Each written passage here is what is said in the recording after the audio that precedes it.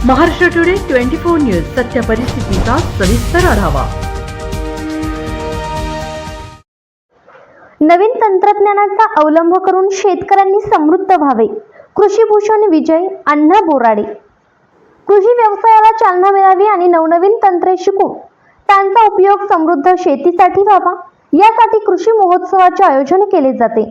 या महोत्सवात शेतकऱ्यांनी सहभागी होऊन भविष्यात स्वावलंबी होण्यासाठी प्रयत्न करावेत, असे मत कृषी भूषण विजय अण्णा बोराडे यांनी आज व्यक्त केले।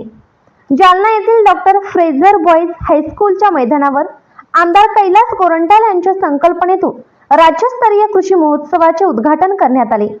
या कार्यक्रमाच्या अध्यक्षस्थानी खासदार डॉक्टर कल्याण काळे होते।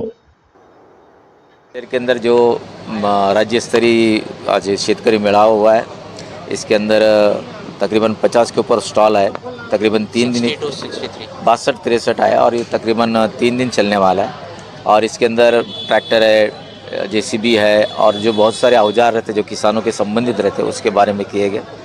हमारा माइको कंपनी को और बेजो शीतल कंपनी को मैं धन्यवाद देता हूँ कि उन्होंने अच्छा पार्टिसिपेट इसके अंदर किया है। और उसी तरह से जो महाराष्ट्र में सबसे बड़ा हमारा जालना जिला मौसमी के नाम से जाना जाता है। मौसमी तो हम भेजते हैं लेकिन हम उसको आयात निर्यात नहीं कर सकते, उसके लिए क्या कुछ कर सकते क्या, ये प्रश्न आज अक्षय गोरंट्याल ने उठाया। और उसके साथ उन्होंने ये भी कहा कि मौसमी के खाने के बाद जो उसका वेस्टेज फेंका जाता है उसका भी प्रोसेसिंग कर सकते हैं क्या, और उसके प्रोसेसिंग से भी किसानों को फ़ायदा हो सकता है।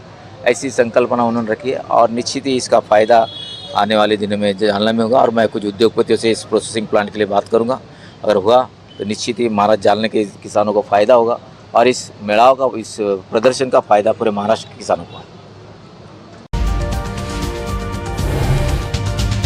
आजच महाराष्ट्र टुडे 24 न्यूजला सबस्क्राइब करा आणि सत्य परिस्थितीचा सविस्तर आढावा पहा।